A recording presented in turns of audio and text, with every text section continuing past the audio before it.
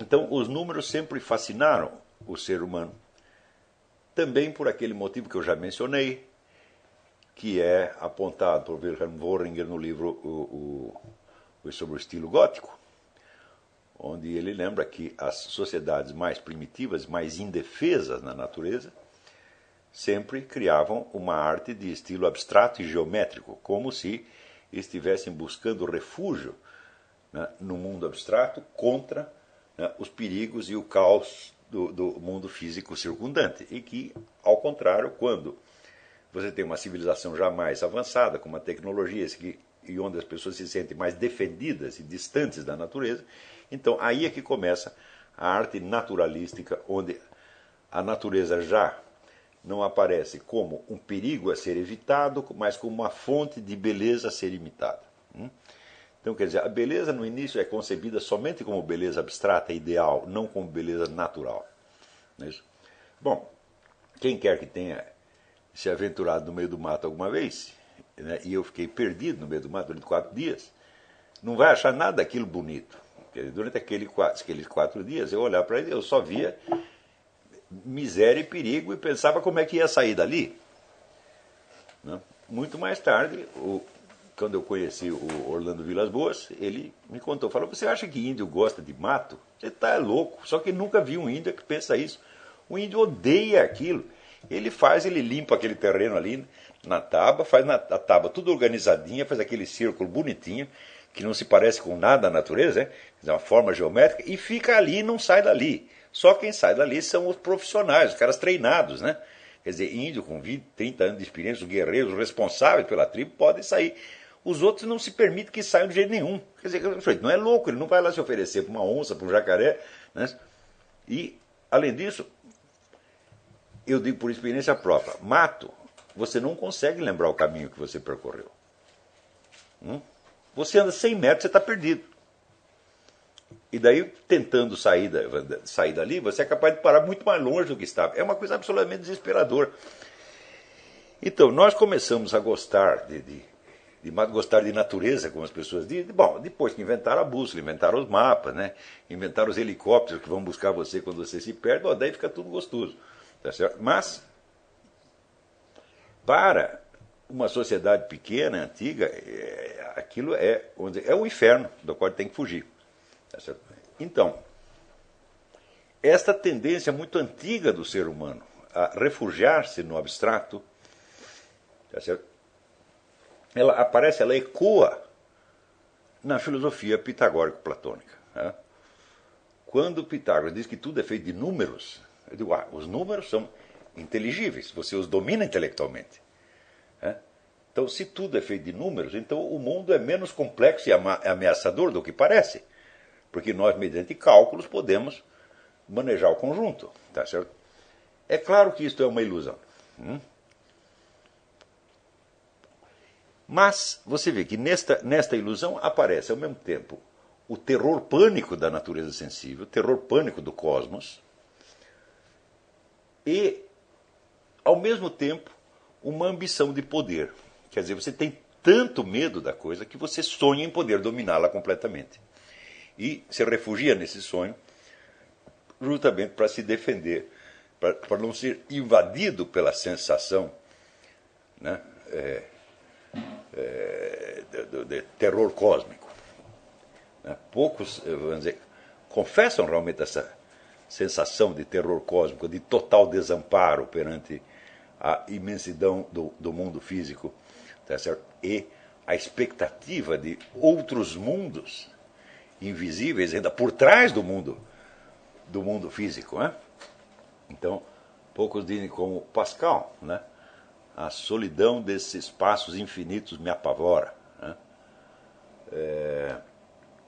Então, esta meditação do infinito é justamente o que as pessoas procuram evitar, mas note bem, o infinito é a própria condição na qual nós vivemos. Então, desde muito cedo, você vê que existe no ser humano essa dupla tendência. Por um lado, ele abrir-se para o infinito, reconhecer o seu desamparo, né? E saber que ele está ali sob a proteção de uma força que o transcende, que ele não pode compreender, tá certo? Que é tão incompreensível quanto o próprio terror que ele sente. E, por outro lado, a tendência de refugiar-se na abstração e criar uma ilusão de domínio. As duas tendências são inteiramente legítimas, são humanas, por assim dizer. Né? Mas a tendência de buscar refúgio no abstrato, ela aparece com clareza máxima em Pitágoras, em primeiro lugar. Talvez tenha aparecido em algum outro, mas eu acho que não com essa clareza.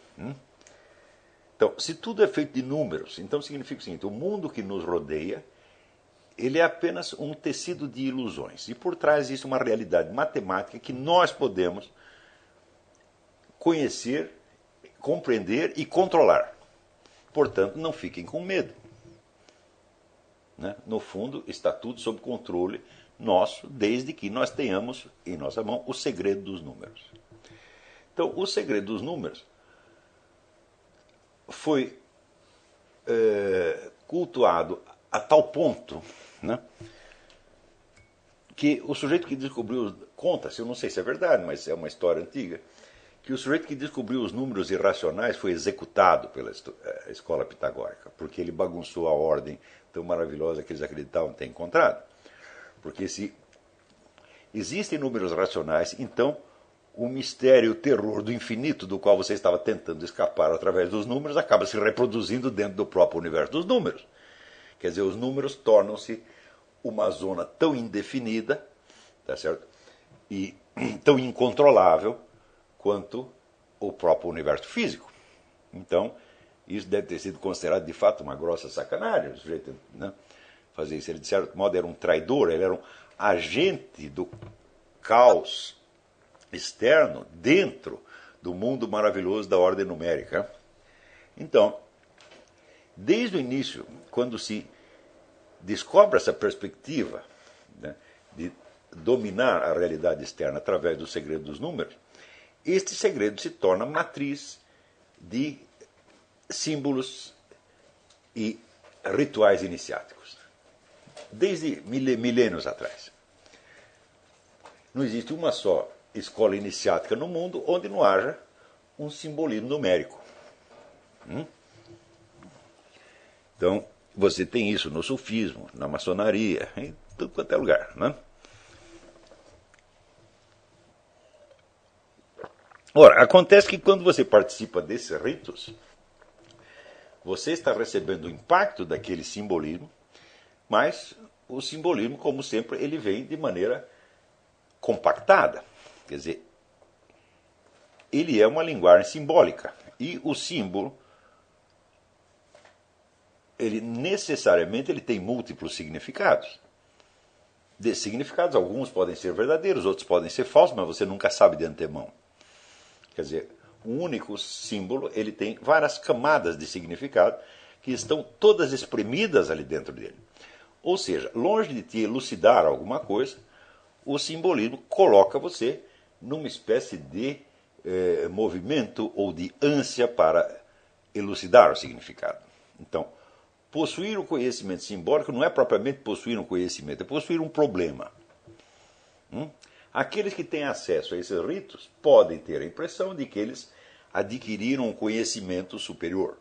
Mas esse conhecimento veio tão compactado, tá certo? E tão mesclado quanto a própria experiência sensível. Ou seja, a experiência sensível, a experiência do universo real onde nós estamos, ela não vem toda arrumadinha, tá certo? Não vem com os seus significados e com as suas intenções explícitas, mas vem tudo numa imensa confusão compacta, tá certo? Tão densa que pode ser representada inclusive como trevas. Treva considerada não como ausência, mas como excesso, como multiplicidade compactada. Então,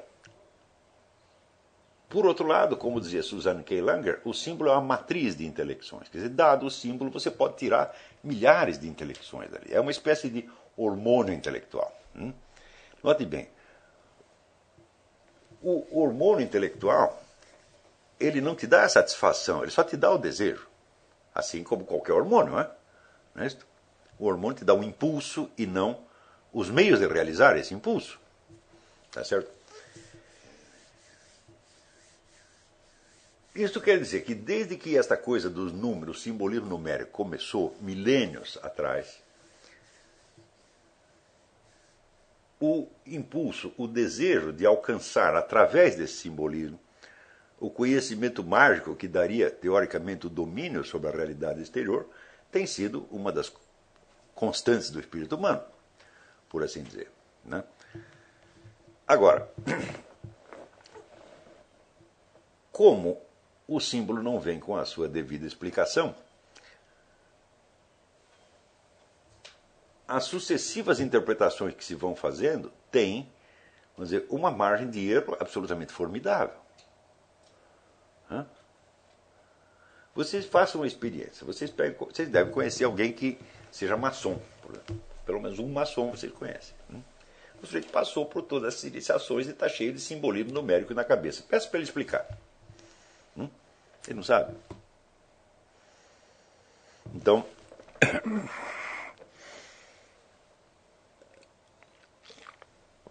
eu me lembro que no tempo que apareceu o filme do Ingmar Bergman, sobre a flauta mágica, eu fiz uma série de conferências sobre o simbolismo maçônico da flauta mágica e tinha um monte de maçom na plateia e eles caíram de costas, eles não tinham a menor ideia de que aquilo existia.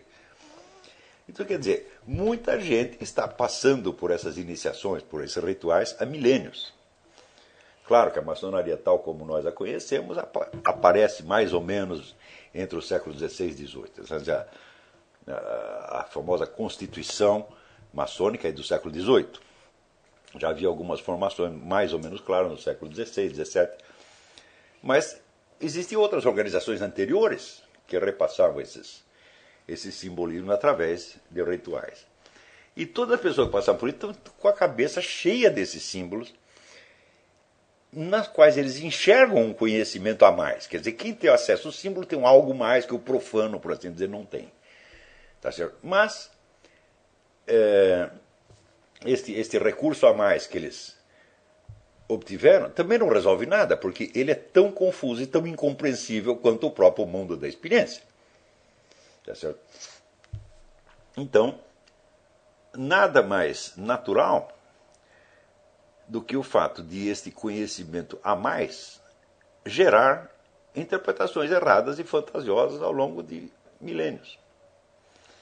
Agora, isso quer dizer que todas as filosofias e teorias científicas, absolutamente todas, que surgiram com o impulso de encontrar uma fórmula matemática da realidade, ou fórmula matemática do universo, são todas inspiradas nesse ideal pitagórico. Tá certo? E todas elas têm uma origem ou na maçonaria ou em sociedades similares. Porque Arturo Regini, que foi talvez o maior historiador maçônico italiano, ele diz taxativamente: a ordem maçônica é a ordem pitagórica e não outra coisa. O simbolismo maçônico é o simbolismo pitagórico e não outra coisa. É certo? E assim como o simbolismo maçônico, outros símbolos que você pode encontrar no sufismo, no esoterismo iraniano, que não é bem sufi, é outra coisa, você vai encontrá-lo por toda parte. Então, isso quer dizer que, além do esforço monstruoso que o ser humano faz para interpretar e compreender o universo exterior e a sua própria condição de vida, ainda tem este esforço paralelo para você interpretar o mundo dos números. Ou seja, você pergunta o que é o universo, de onde viemos, para onde vamos, qual é o segredo dessa coisa toda, e alguém te responde com um monte de fórmulas numéricas. Né? Eu digo muito bem, antes você tinha um problema, agora você tem dois. Né? Porque as fórmulas numéricas, elas podem te dar uma pista, mas elas não estão explicando nada. É como, vamos dizer, você consultar um oráculo, tá certo? E o oráculo te responder, vamos dizer, com uma fórmula esotérica. Quer dizer, você sai de lá e fala, pô, eu vim aqui pedir explicação para um problema e agora eu saí com dois. Né? Então, isto tem sido uma constante da história humana. Entender o universo exterior, entender a realidade da experiência e entender o universo dos números que supostamente está por trás disso e que conteria em si compactamente a explicação de tudo.